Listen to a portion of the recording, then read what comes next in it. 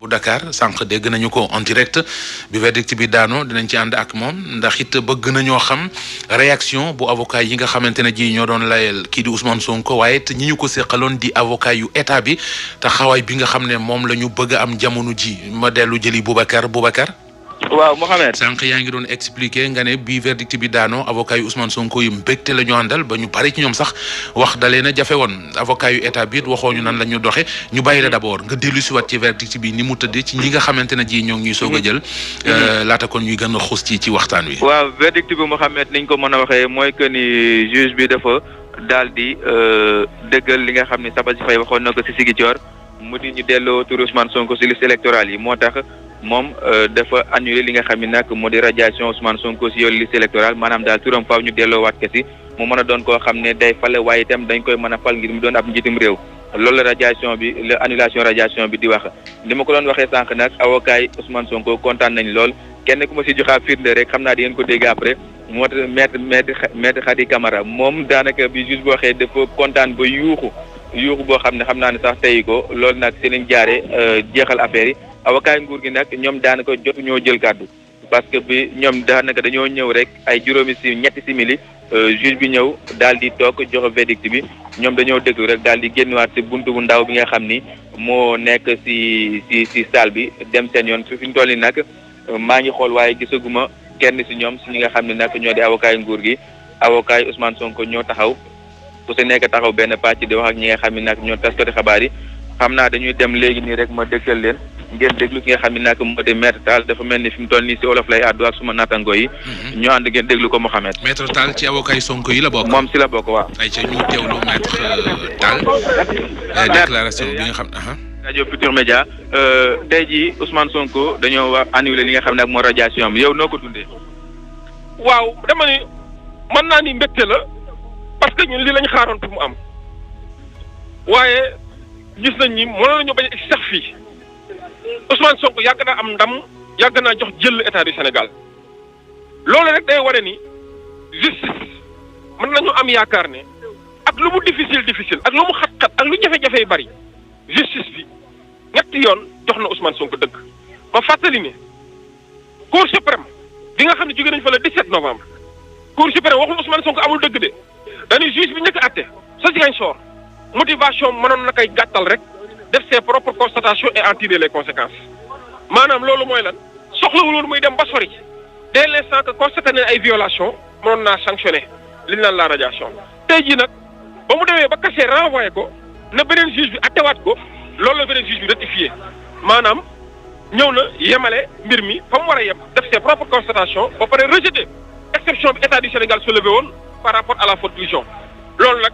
ñàkk pexe moo taxoon état du Sénégal soulevé que ñun xamoon nañu loolu mënta prospérer mais li am solo ba am solo rek mooy Ousmane Sonko juge bi nee na nañ ko delloo ci fichier bi fii liste électorale yi te loolu conséquence première mooy Ousmane Sonko est électeur et éligible il est électeur et éligible dès l'instant qu'on est électeur et éligible la suite mooy la Ousmane Sonko doit recevoir ses fiches de parrainage et préparer son dossier de candidature loolu bu amee ñu jàpp ne démocratie mu ngi avancé Sénégal te bu démocratie avancé Sénégal dina continuer di nekk vitrine l'exemple qu'on a tant chanté et cité en Afrique et dans le monde loolu nag bu ñu amee rek incha allahu la démocratie sera en fait parce que Ousmane Sonko xeexam yëpp mooy démocratie nekk en fait alhamdulilah tey ba nga xamee ni décision bi wàcc na. ñu ngi am yaakaar ne nag état du Sénégal dina élégant dina nekk un gentleman pour tirer toutes les conséquences de cette décision te ñu bañ a nekk fi di forcer xuurali baat te guuxi lex loolu amul sens amul solo. maa ngi leen di gërëm di leen sant. ok merci beaucoup maître Tall Mohamed donc ñoo ko ni ñu ko déggee. Mohamed kooku mooy maître Abdoulaye Tall. moom la voilà moom la si avocat Ousmane Sonko yi la bokk. dégg nga li mu wax dafa ñëw dellu si daanaka si ma doon wax sànq que ni fi mu toll nii Ousmane Sonko yi la électeur éligible ñu déglu maître El Hadj Diouf mu ngi nekk nii di wax Mohamed. maître El Hadj Diouf bokk ci avocat yu état bu Sénégal. Être une réaction alors au verdict qui donne raison à Ousmane Sonko. Qui donne provisoirement raison, comme à Ziguinchor, l'histoire se répète. C'est trop tôt de crier victoire. Il faut être inintelligent pour crier victoire. Nous avons eu l'épisode de Ziguinchor, les gens ont jubilé. Mais vous, comme vous le savez, la haute cour, la Cour suprême ne peut pas se dédire, ne peut pas se contredire. ne veut pas revenir sur sa décision. C'est pourquoi, comme je l'avais dit la dernière fois, les juges inférieurs ne peuvent pas contredire les juges supérieurs. Vous savez, il y a la hiérarchie au niveau de la justice. Il y a la Cour suprême et il y a les juridictions inférieures. C'est la même chose. Ce qui s'est passé à Ziguinchor, ils avaient trop tôt crié victoire, demandé la réintégration de Ousmane Sonko sur les listes et sur le fichier. Bon, la direction générale des élections a refusé. La Sénat a fait une élection, la DGE a refusé. Parce qu'effectivement, il fallait attendre la décision, la vraie, la dernière. Qu'est-ce que ça veut dire? Vous allez interjeter appel? Mais bien sûr! Eux-mêmes l'avaient dit parce qu'ils pensaient que le juge allait suivre la Cour suprême, ce qui est normal. Eux-mêmes avaient projeté un pourvoi en cassation. Ils l'avaient dit la dernière fois. Ils s'attendaient à ce que le juge a fait suivre la Cour suprême. Vous allez réagir? Et absolument. Donc, c'est pas la peine de crier victoire, comme il l'avait fait à Ziguinchor. Nous allons faire un pourvoi en cassation pour encore casser comme à Ziguinchor la décision du juge d'instance de Dakar. Donc moi je ne vois pas pourquoi on jubile comme on l'avait fait à Ziguinchor. Et ces gens-là ont-ils perdu leur mémoire? Ont-ils la mémoire courte? Vous savez, notre pays est un état de droit. Et ils ont voulu salir notre démocratie, notre pays. J'aime bien le Sénégal. Il y a des juges indépendants qu'on a voulu jeter à la poubelle. Des juges. Quel acharnement. allo Mohamed. oui maître El Hadji Diouf est-ce que doo ko jéem a wut ci wolof. waaw parce que dafa am lu mu wax moo tax ma génneegum di xaar mu digg si wolof bi. waaw ndax ci biir yi waxam nee na victoire provisoire. ça veut dire que ni mu def noonu ñoom procédure bi duñ ko yemale fii. voilà di laa bëggoon dégg parce que nee na fi mu toll nii lii ndamuk ndégandiku la rek. voilà parce que mbir mi jeexagul. mën nañoo jàpp ni dafa moom si ay kàddoom ñi dañoo gagné bataille rek mais gagné guñu guerre bi ndaxte comme niñ ko defee woon bi état kii Ousmane Sonko amee ndam si Ziguinchor dañoo ñëwoon Cour suprême mu cassé affaire bi ñoom nag la même chose lañu war a def lañ fas yéene def sax mu di pourvoi en cassation dem fi nga xam ne nag. waaw parce que si je comprends bien bu fekkente ne def pourvoi en cassation maanaam duñu appliqué gu décision bi nga xam ne tribunal joxe na ko tey. déjà effectivement te pour mu bul fàtte ne liste parrainage ak dépôt yeeg yooyu le 26 lay yem. voilà tey jii ñoo ngi le 14 mu mel ni diir bi gàtt na gàtt goo xamante ne ji buñ ci bëggee lijjanti yëpp dana xaw a compliqué. mais xam nga mbir mi c'est en matière électorale je pense que dinañ ko vider d'ici là. d'ici là mën nañ koo yaakaar mais nañ xaaragum rek peut-être lan la si ñi nga xam ne ñoo gën a am xam-xam si wàllum yoon di wax waaye fi mu toll daal ñoom liñ prévoir a def moo di pourvoi en cassation. mais Boubacar bi waaw. bu la neexee maa ngi ak maître Massokhna Kane. bokk ci avocat Ousmane Sonko yi le temps que ngay jéem a lijjanti El Hadji Ousseynou Diouf maître comme ça ci wolof. après ñu dégte la mais heure boo ko mënee am rek. waaw jàppal ne maa ngi lay xaar dégg nga mais ñu teewlu maître Massokhna Kane xalaatam ci verdict bi. De justice rendue subite, de fierté pour le courage de ce juge qui a vraiment dit le droit sans aucune contestation. ñu ngi noonu kooku maître Massokhna Kane la bokk ci avocat yi nga xamante ne ji ñooy défendre kii di Ousmane Sonko ci dossier bi tribunal bu Dakar ñoo ngi fi ànd sànq ak Boubacar Dieng mu jox ñu kon information bi mais it dégtal nañu sànq maître Abdoulaye Tall moom it mi ngi bokk ci avocat yi Ousmane Sonko yi naka noonu it maître El Hadji Diouf la ñu dégg sànq mu joxe xalaatam fàttali ne moom ci avocat yu état bu Sénégal la bokk.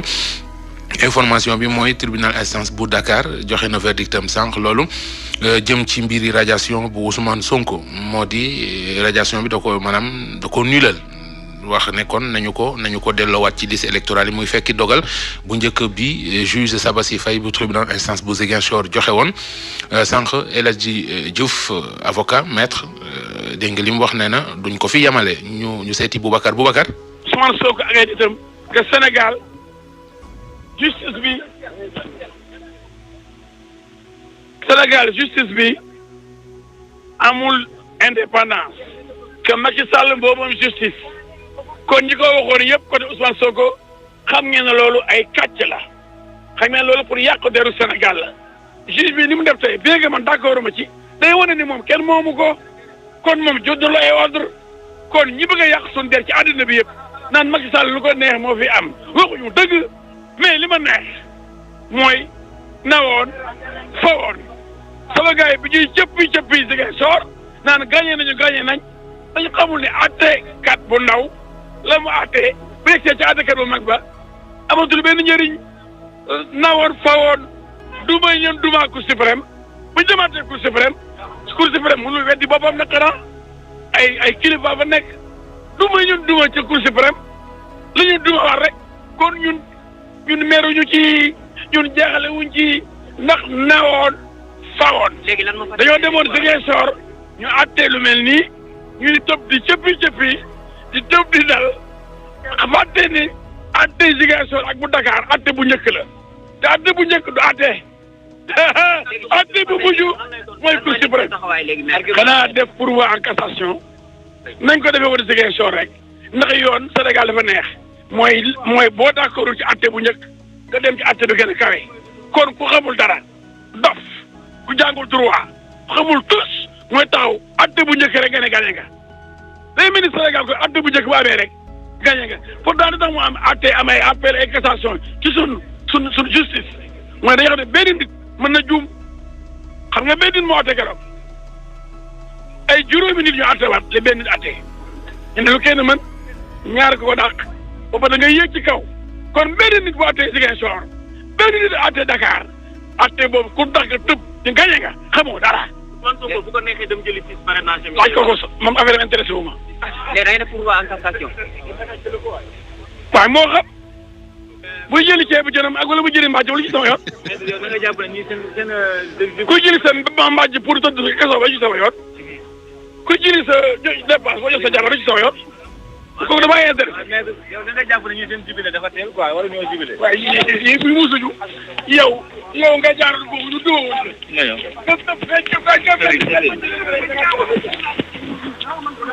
Maître El Hadji Diouf lañ doon déglu noonu en direct déclaration bu mu def buntu tribunal ak Boubacar.